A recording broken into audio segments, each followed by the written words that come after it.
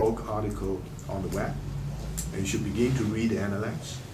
And for the next week, we'll be focusing on the analects. Right? If you read the analects, I ask you to read it more than once.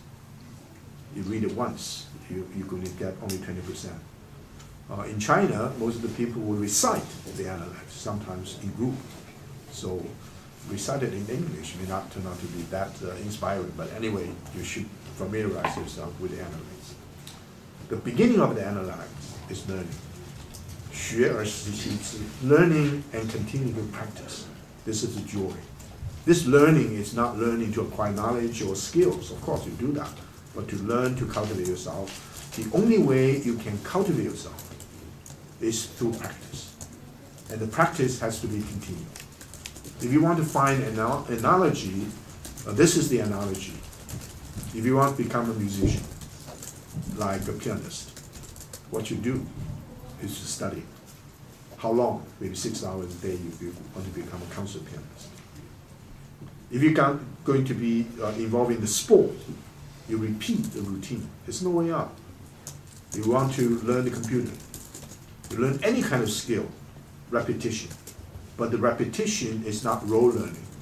The more you repeat, the more you'll be able to find new ways of doing it. That's also true with language. Language is not something once you get, you never forget. For the last year or so, I was in Beijing. So every day I had to use Mandarin. When I came back, I didn't have a chance to speak a word of English for a year. I thought, English is my language, I'm bilingual, and it was a struggle. When I learned Japanese, at the same time I was learning French. So whenever I learn Japanese, the French accent came, and vice versa. Anyway, learning is a continuous process. Look at Confucius, the paradigmatic example of Confucian personality. It's sometimes considered as the shortest spiritual biography of a great personality. I could recite the biography in 2 minutes.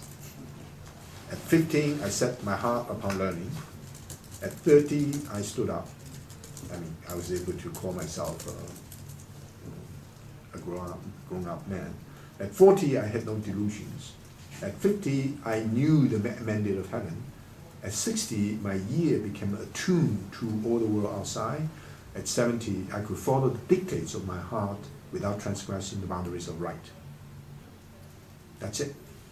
His biography, and of course studied by all the major scholars with numerous interpretations. This is mine. It's not necessarily the best, but it's certainly something I've worked at it for a long time. Set my heart upon learning. That learning is character building. That learning is the acquisition of self-knowledge, like the Greek, Socrates talks about self-knowledge. Stood up, meaning he became maybe a householder, he got married, he may have a child, and social responsibility at the age of 30.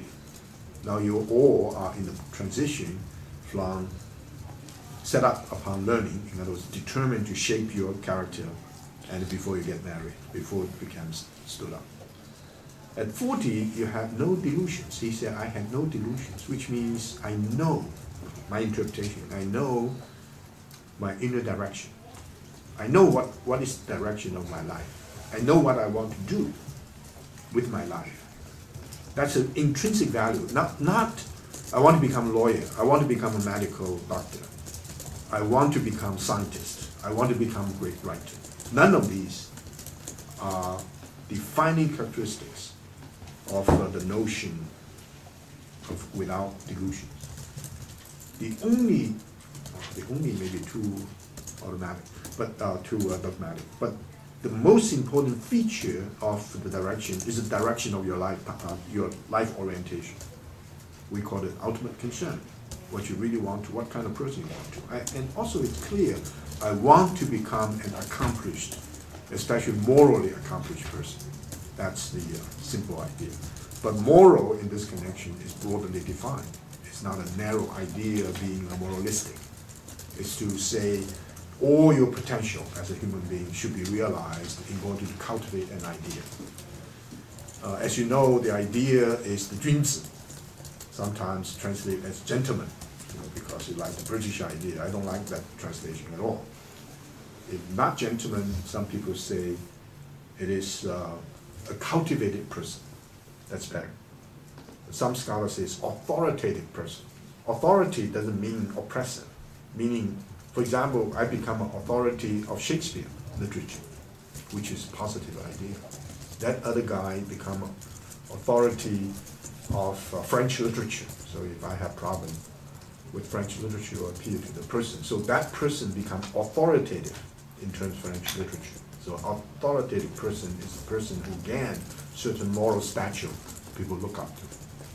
My translation, a very awkward translation, but increasingly also accepted, is a profound person. A person with profundity. A person who is not just defined in terms of social relationships. This is at age of 40. But at age of 50, I knew the mandate of heaven. We'll have a chance, I think, well, two weeks from now, to talk about this notion about heaven. I don't want to dwell too much on this. In other words, there is a dimension of the person which is not reducible to social relationships. There's someone which is beyond. That's heaven. Now, 60, I mentioned again last time, my ear became receptive. In other words, I can hear. This way is hear deeply. Now there's a technical term called deep hearing. In the modern world, because all kinds of attractions, in most of courses now, you go, especially big courses, you have all kinds of electronic devices. You have the slideshow, you have background music, you have all the notes you want to take on the blackboard. You don't listen normally. You look and you digest. Even if you listen superficially, because that's all you need. You get the kind of information. Now, listen deeply means you become totally receptive. You look at Buddha, you look at Buddha's picture, the big ear robe, which means a great listener. That's true with Taoists, certainly true with Confucians. I don't want to get into this. I just want to remind you, if you know Chinese, not simplified Chinese, but unsimplified Chinese, this idea of the sage, one of the components of the idea of sage is the ear. And the best way to understand this idea of the ear being attuned is to understand the mother's relationship to the kid, to the baby. No matter how those noise, you go to a friend's place with a child, a baby crying, you become very frustrated. But the mother is always patient. Sometimes these sounds become very pleasing. In other words, mother's ability to listen to the baby. That's an example of art of deep listening. I mentioned that in dialogue, you have to cultivate that as well. That's at 60. It's not easy to do. Another idea of the tuned ear, or I think Emerson would call it anointed eye, a tuned ear. If you ever visit India, if you want to listen